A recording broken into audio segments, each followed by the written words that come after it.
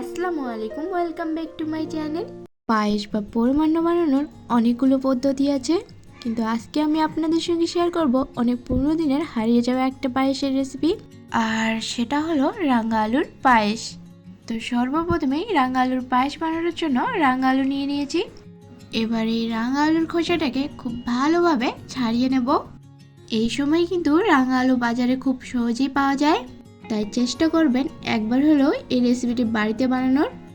আপনারা হয়তো নিশ্চয়ই দেখতে পাচ্ছেন সবকটা আলুরই আমি খোসা ছাড়িয়ে পরিষ্কারভাবে ধুয়ে নিয়েছি, আর সাথে নিয়ে নিয়েছি এরকম একটা গ্রেটার। এবার সবগুলো আলু আমি গ্রেট করে নেব। আর আলুটা যখন গ্রেট করবেন অবশ্যই আলুটাকে একটু চেপে চেপে গ্রেট করবেন, এতে করে আলুর দানাটা একটু লম্বা লম্বা হয়ে বেরোবে। সব কটা আলু আমার গ্রেট করানো হয়ে গেছে। এবার পায়েসটা বানানোর জন্য নিয়ে নিয়েছি একটা কড়াই, আর তাতে দিয়ে দিচ্ছি ফুল ফ্যাট মিল্ক।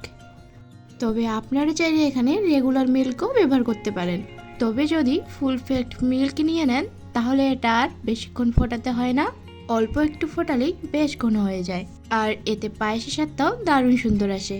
এবার আমি এর মধ্যে দিয়ে দিচ্ছি দুটো এলাচ, দিয়ে ভালোভাবে এটাকে আমি ফুটতে দেবো। আর ততক্ষণে রাঙা আলুর পায়েসটা বানানোর জন্য এইদিকে আমি কয়েকটা ড্রাই ফ্রুটস আর রাঙা আলুটাকে ভেজে নিচ্ছি। তো সর্বপ্রথমে একটা ফ্রাই প্যানে দিয়ে দিলাম 1 চামচ ঘি।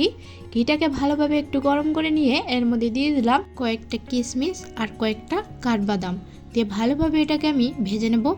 তবে আপনারা চাইলে কিন্তু এখানে কাজু বাদামও ব্যবহার করতে পারেন।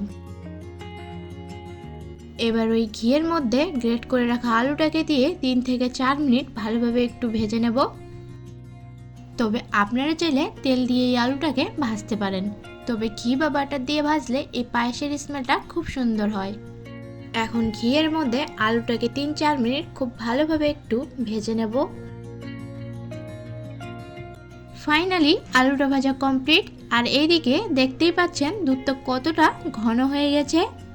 ঠিক এই সময় এর মধ্যে দিয়ে দিতে হবে সেই ভেজে রাখা আলুটাকে।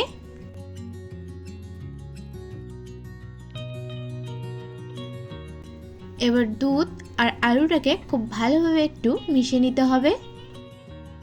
মেশানো হয়ে গেলে এটাতে আমি ঢাকনা দিয়ে দেব 3 থেকে 4 মিনিটের জন্য, যাতে করে আলুটা ভালোভাবে একটু সেদ্ধ হয়ে যায়। শীতকালে যে কোনো পায়েস কিন্তু খেজুর গুড় দিয়ে খেতে ভালো লাগে, তাই এখানে আমি চিনি ব্যবহার করব না, গুড় দিয়ে আজকের পায়েসটি রান্না করব।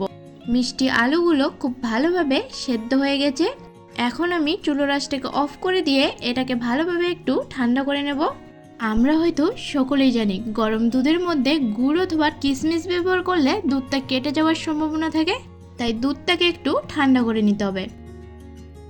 দুধটা ভালোভাবে ঠান্ডা হয়ে গেলে এর মধ্যে দিয়ে দিচ্ছি গুড়, আর সাথে দিয়ে দিচ্ছি ভেজে রাখা কিশমিশ আর কাঠবাদাম, দিয়ে ভালোভাবে এটাকে আমি মিশিয়ে নেব।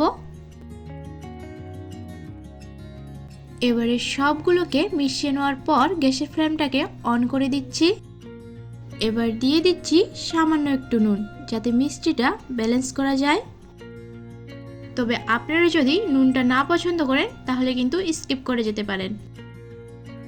এবারে 2 থেকে 3 মিনিট একটু ফুটিয়ে নামিয়ে নিলে রেডি রাঙা আলুর পায়েস।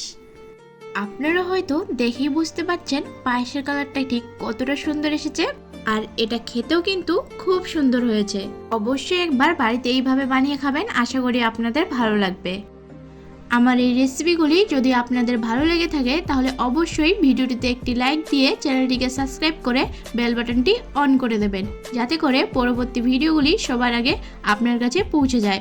আর যারা যারা সাবস্ক্রাইব করেছেন তাদেরকে অসংখ্য ধন্যবাদ। আজকের মতো বিদায় নিচ্ছি, ততক্ষণ ভালো থাকবেন, সুস্থ থাকবেন। আল্লাহ হাফিজ।